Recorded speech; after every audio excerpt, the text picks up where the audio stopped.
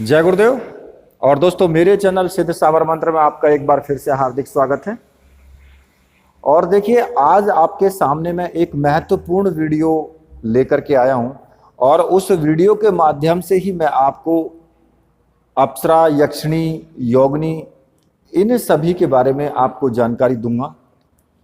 क्योंकि मेरे पास में कुछ लोगों ने मैसेज भी किए हैं और उन्होंने अपनी जो अंदर की दिल की जो बात है वो बातें बताई है, वो कही है उनमें मैसेज में। खैर, सभी मैसेज तो मेरे ध्यान नहीं रहे, लेकिन हाँ, एक दो मैसेज मेरे जरूर ध्यान है। तो उन्होंने ये कहा था कि क्या अप्सरा को हम अपनी पत्नी बना करके रख सकते हैं। खैर देखिए, विचार जो है या अंदर की जो भावनाएं हैं वो स्वतंत्र होता है। प्रत्येक व्यक्ति स्वतंत्र होता है कि भाई वो कैसी भावना मन में लाता है, क्या उसके विचार हैं, उनके लिए सब स्वतंत्र हैं। कहने के लिए भी सब जो है स्वतंत्र हैं। लेकिन कहना बड़ा आसान है और करना बहुत मुश्किल है। अब कैसे? कुछ लोगों का मानना तो ये है कि अप्सरा नाम की ऐसी कोई चीज ही नहीं होती, पूरी दुनिया में अप्सरा का साधक ही नहीं है कोई। कहने वाले तो ये भी कहते हैं, पर लेकिन अब जिसको जितनी जानकारी है वो उतनी तो बात करेगा, उससे अलग तो वो कुछ नहीं बोल सकता है। क्योंकि अगर मैंने अमेरिका में नहीं गया और अमेरिका का मैंने नाम भी नहीं सुना, या नाम सुना है, चलो भाई ठीक है अमेरिका है, लेकिन मैं गया तो नहीं हूं, तो इसका मतलब ये तो है नहीं कि अमेरिका नहीं है। भाई अमेरिका तो अपनी जगह है ना, ठीक है। और कुछ लोग वहां गए भी हैं, क्योंकि तभी तो हमें पता चला कि भाई अमेरिका है। अब ये कह देना कि भाई अमेरिका है ही नहीं या वहां कोई गया ही नहीं है, क्योंकि अब जिनको पता है, जो गए हैं लोग और जो उनसे मिले हैं, वही लोग तो जानते हैं कि भाई फलाना व्यक्ति अमेरिका गया था। लेकिन सभी लोग तो नहीं जानते ना कि भाई फलाना व्यक्ति अमेरिका गया था, या अमेरिका है, या वो अमेरिका होकर के चला आया।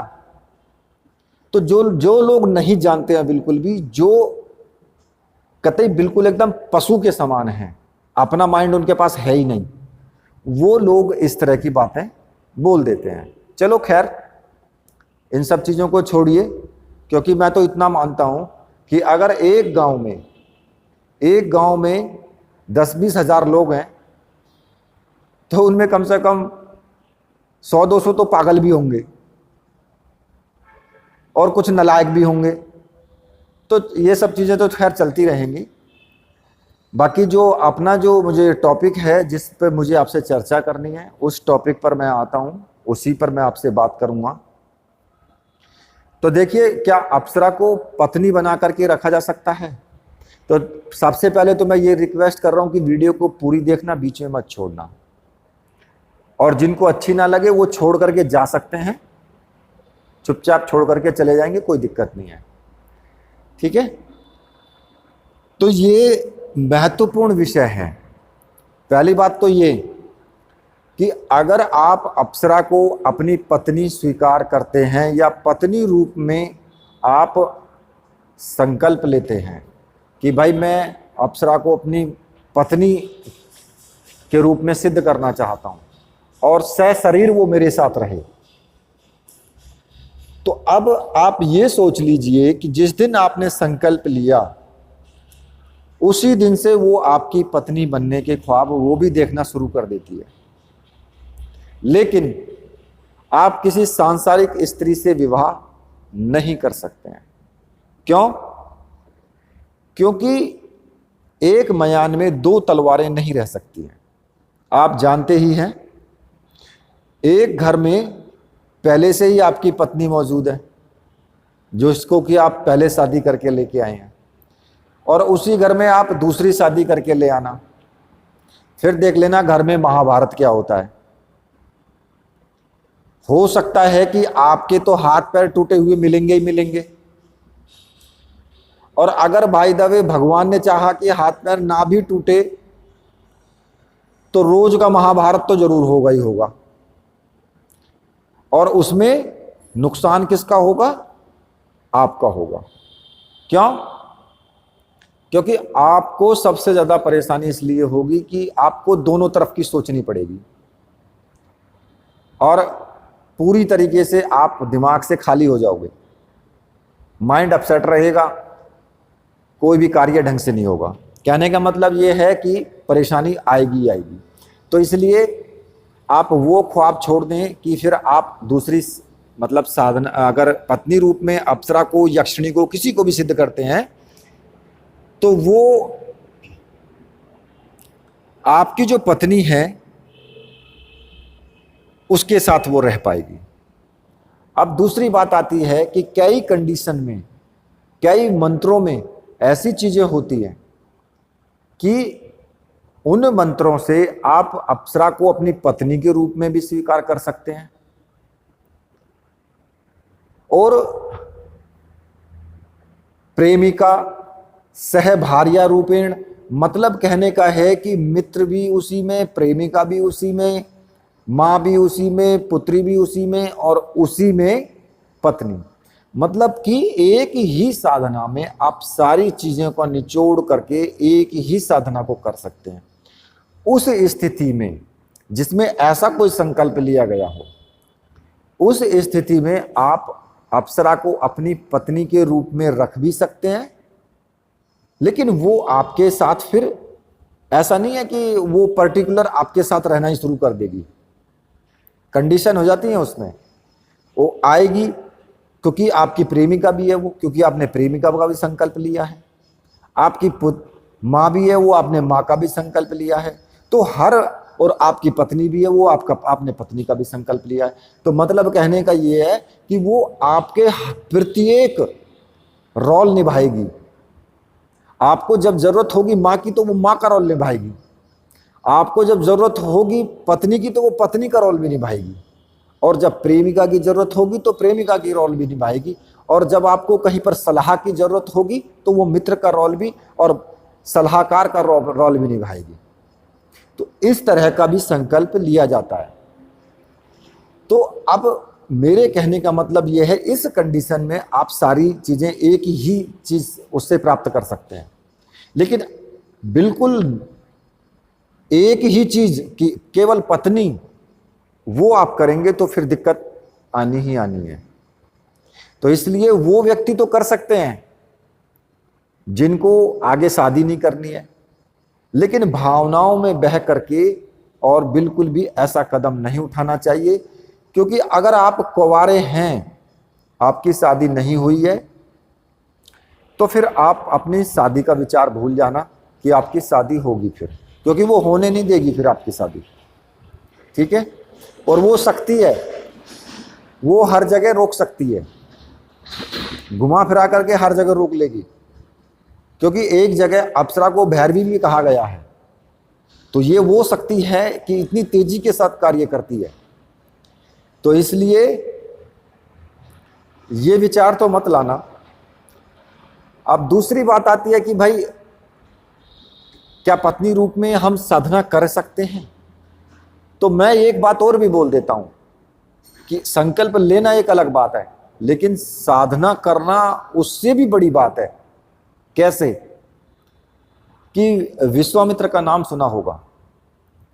विश्वामित्र जी ने मेनका को अपनी पत्नी बना करके रखा था, लेकिन अब कोई सभी लोग विश्वामित्र नहीं हो सकते हैं। विश्वामित्र जी कितनी ऊंची हस्ती थी, कितने बड़े सिद्ध योगी थे, वो आप जानते हैं। तो इसलिए विश्वामित्र जैसी पावर आपके अंदर नहीं आ सकती है, क्योंकि वो तो विश्वामित्र थे जिन्होंने उसको अपनी पत्नी बनने पर मजबूर कर दिया। लेकिन हर किसी के बस की बात नहीं है कि हर एक कोई उनको पत्नी रूप में संकल्प लेना तो अलग चीज है कि भैया संकल्प ले लिया, ठीक है, संकल्प ले लिया, लेकिन उसको निभाना, उसको करना, फिर वो चीज नहीं हो पाती है। और जब वो नहीं हो पाए तो उस चीज का फायदा क्या है? क्योंकि विश्वामित्र आप हो नहीं सकते हैं, बिल्कुल भी नहीं हो सकते हैं, इतनी शक्ति सामर्थ्य है ही नहीं। तो इसलिए ये ख्याल अपने मन से निकाल देना, ठीक है। मां के रूप में आप साधना इसलिए नहीं कर सकते हैं क्योंकि वो ऐसे प्रलोभन देगी आपको, ऐसे हुस्न के प्रलोभन दिखाएगी, ऐसी वो सुंदरता और वो सब चीजें आपके सामने दिखाएगी कि आप भूल जाओगे कि ये माँ भी है या ये पुत्री भी है। भूल जाओगे आप उस चीज को। जब उसका स्वरूप जो गजब का देखोगे और आधे तन पर कपड़ा देखोगे और आधे तन को नंगा देखोगे, या ऐसा कपड़ा शरीर पर देखोगे कि अंदर का तन पूरा झलकता हुआ साफ नजर आए, तो भूल जाओगे आप सब चीजें, ये कि ये माँ के रूप में मैंने सिद्ध की है या फिर ये मैंने पुत्री के रूप में सिद्ध की है। कुछ लोगों को बहुत बड़ा भ्रम होता है, कहते हैं कि मुझसे कि हम माँ के रूप में सिद्ध करना चाहते हैं, हम तो बहुत बड़े तपस्वी हैं। विश्वामित्र जैसे डोल गए थे, हिल गए थे जब उन्होंने मेनका की त्रिशंकु को जब सशरीर स्वर्ग भेज रहे थे, तो मेनका ने आकर के जो उनका तपस्या को भंग कर दिया था, उनके जैसे हिल गए, डोल गए, उस वक्त नाच गए थे। तो हमारी और आपकी तो औकात क्या है, समझे। तो इसलिए मां के रूप में और पुत्री के रूप में सिद्ध करना किसी आम व्यक्ति के या एक गृहस्थ व्यक्ति के लिए नहीं है संभव।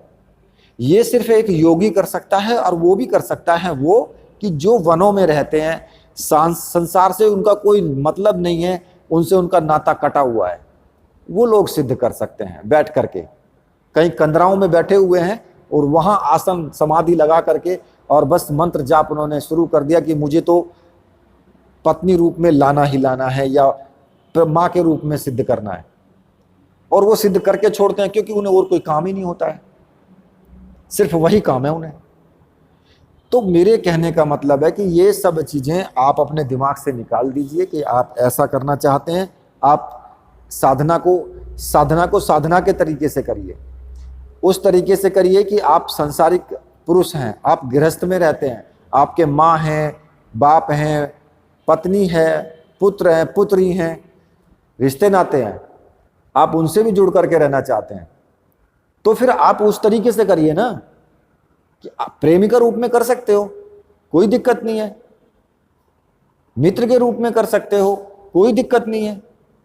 और प्रेमिका भी वही काम करती है जो पत्नी करती है, मित्र भी वही करता है। आज आपकी कोई महिला मित्र हो, उससे आपकी ज्यादा दोस्ती हो जाए और धीरे धीरे आपका उससे प्रेम हो जाए, तो सब कुछ नौछावर कर देती है वो। फिर आप कौन सी गलतफहमी में घूम रहे हो। तो मेरे कहने का अर्थ आप समझ जाइए बस। तो इसलिए ये मैंने आपको बता दिया है कि आप उनको क्या पत्नी रूप में सिद्ध कर सकते हैं, तो ये विचार अपने मन से निकाल दें। इसी के साथ अब मैं वीडियो को यहीं पर समाप्त करता हूं। तो मेरे साथ बोलिए, बोलिए वीर बजरंगबली हनुमान जी महाराज की जय, बोलिए मेरे परमहंस गुरुदेव की जय।